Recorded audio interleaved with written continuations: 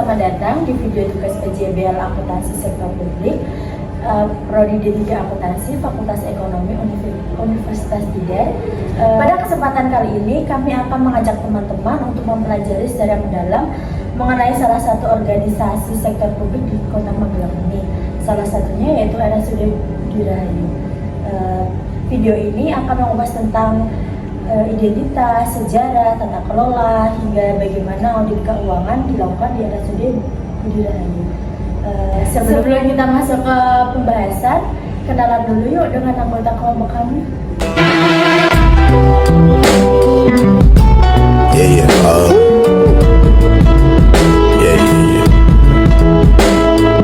That's the way every day goes. Mari kita mulai dari sejarahnya. Mungkin banyak yang belum tahu bagaimana RSUD Budi Rahayu ini berdiri. Berdasarkan hasil wawancara, dulunya RSUD Budi Rahayu merupakan bagian dari RSUD Tidar, khususnya audit kebidanan. Namun terjadi perubahan besar pada tahun 2019. Pada tepatnya tanggal 26 November 2019, RSUD Budi Rahayu ini berdiri sendiri dan berpisah dari RSU Tidar.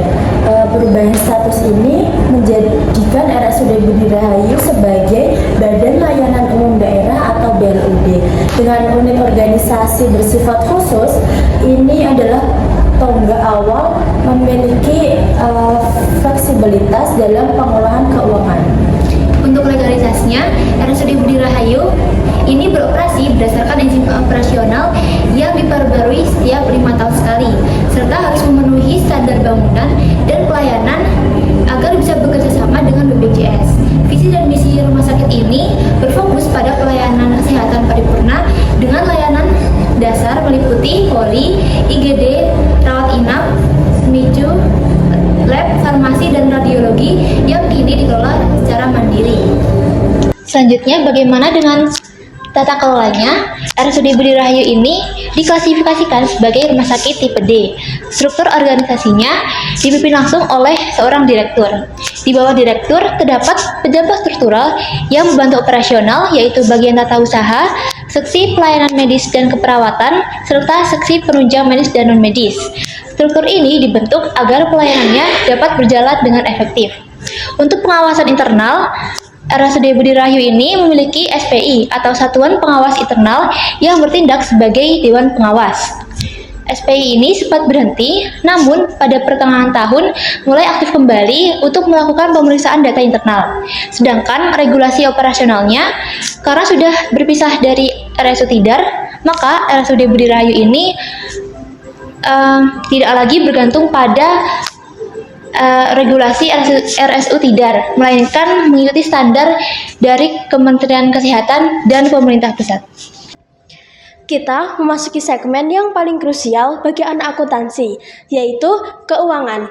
Karena sudah berstatus BLUD, RSUD Budi Rahayu memiliki fleksibilitas dalam mengelola anggarannya sendiri, berbeda saat masih bergabung dengan RSU Tidar. Nah, dasar hukum pengelolaan keuangannya mengacu pada Peraturan Wali Kota atau Perwal Nomor 42 Tahun 2019 tentang Tata Kelola Rumah Sakit dan Keuangan BLUD.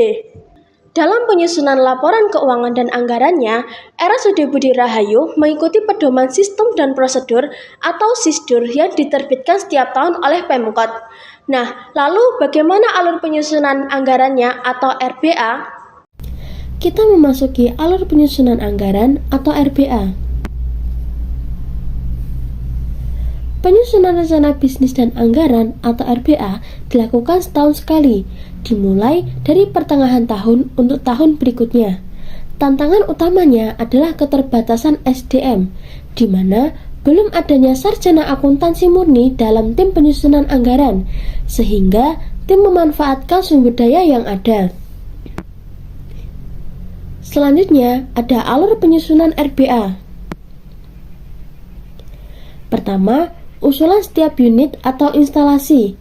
Setiap unit atau instalasi merumuskan dan mengajukan kebutuhan kegiatan mereka. Usulan-usulan tersebut kemudian naik ke atas, di mana manajemen menampung usulan. Pihak manajemen akan menampung dan merekap seluruh usulan tersebut ke dalam spreadsheet. Setelah data terkumpul, tahap selanjutnya adalah desk meeting. Di sini, tim anggaran mengadakan pertemuan terjadwal dengan kepala struktural setiap instansi untuk membahas usulan tadi. Dalam pertemuan ini dilakukan penentuan prioritas atau decision. Mengingat dana yang terbatas, tim harus memutuskan kegiatan mana yang paling urgent untuk didahulukan. Selanjutnya, laporan keuangan pada RSUD Budi Rahayu. Untuk memahami laporan keuangan pada RSUD Budi Rahayu, kita harus melihat langsung regulasi teknisnya, yaitu Perwal nomor 42 tahun 2019. Pertama, pasal 67 Perwal menegaskan bahwa RSUD wajib menyelenggarakan akuntansi dan laporan keuangan sesuai dengan standar akuntansi pemerintah atau SAP yang berlaku. Definisi umum di pasal 1 sudah menegaskan dan menyebutkan secara jelas bahwa laporan keuangan RSUD itu terdiri dari 7 komponen.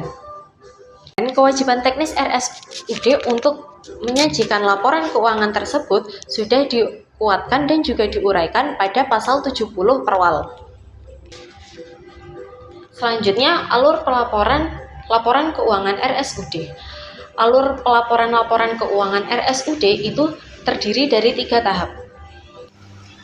Alur penyusunan laporan keuangan RSUD terbagi menjadi 3 tahap. Tahap pertama adalah pencatatan harian. Ini adalah fondasi operasional. Di sini, setiap transaksi baik kas masuk atau keluar maupun pengakuan akrual dicatat. Poin kritisnya adalah verifikasi SPJ, di mana semua dokumen pengeluaran harus diverifikasi ketat sesuai dengan Perwal SIS-2. Tahap kedua adalah penyusunan laporan internal. Pada tahap ini, kewajiban pasal 70 dipenuhi, data harian diringkas dan disusun menjadi 7 laporan keuangan penuh. Tahap yang ketiga adalah pelaporan dan konsolidasi. Laporan utuh RSUD diserahkan kepada BPKAD selaku operator keuangan pemerintah kota. Laporan ini digabungkan dengan SKPD lain menjadi laporan keuangan pemerintah daerah atau LKPD, yang kemudian diaudit secara independen oleh BPK. Selain alur dan pelaporan, ada aspek fundamental yang menjamin akuntabilitas, yaitu pengendalian internal. Untuk menjamin akuntabilitas, pengendalian internal terpusat pada manajemen keuangannya. Ini adalah kebijakan krusial untuk mengurangi risiko fraud atau kecurangan. Unit-unit pelayanan teknis seperti IGD, laboratorium, dan juga poliklinik itu tidak memegang dana tunai sendiri. Semua pengajuan kegiatan harus melalui manajemen. Implikasinya terjadi pemisahan fungsi secara jelas. Yang jelas. Unit teknis mengajukan kebutuhan, sedangkan bagian keuangan itu untuk bagian yang memverifikasi kelengkapan dokumen atau SPJ dan juga melakukan eksekusi pembayaran. Nah, untuk menjamin akuntabilitas, RSUD Budi Rahayu menjalankan audit rutin oleh BPK setiap awal tahun. Prosesnya mulai dari pemeriksaan pendahuluan hingga pemeriksaan rinci. Selain itu, ada juga verifikasi klaim oleh BPJS Kesehatan.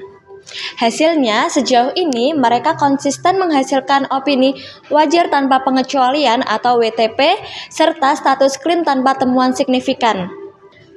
Pencapaian ini menjadi fakta yang menarik, mengingat tim penyusunan keuangan tidak berlatar belakang dari sarjana akuntansi murni. Namun, menurut analisis kami, kunci keberhasilan mereka terletak pada kepatuhan ketat terhadap pedoman teknis SIS-DUR dari Pemkot, serta penerapan sistem akuntansi terpusat di manajemen. Hal inilah yang secara efektif meminimalisir risiko kesalahan pencatatan di tingkat unit pelayanan. Nah, itu dia analisis mendalam dari kelompok kami mengenai RSUD Budi Rahayu. Dari wawancara ini kita bisa menyimpulkan bahwa informasi menjadi BLUD pada tahun 2019 memberikan RSUD Budi Rahayu otonomi yang lebih luas dalam rangka tata kelola dan keuangan. Meskipun menghadapi tantangan SDM di bidang akuntansi, namun kepatuhan terhadap regulasi Perwal dan hasil audit BPK yang baik membujuk bahwa organisasi ini dikelola dengan akuntabel. Sekian video tugas PJBL dari kelompok kami. Semoga informasi ini bermanfaat untuk memahami praktek akuntansi di sektor publik. Terima kasih sudah menonton.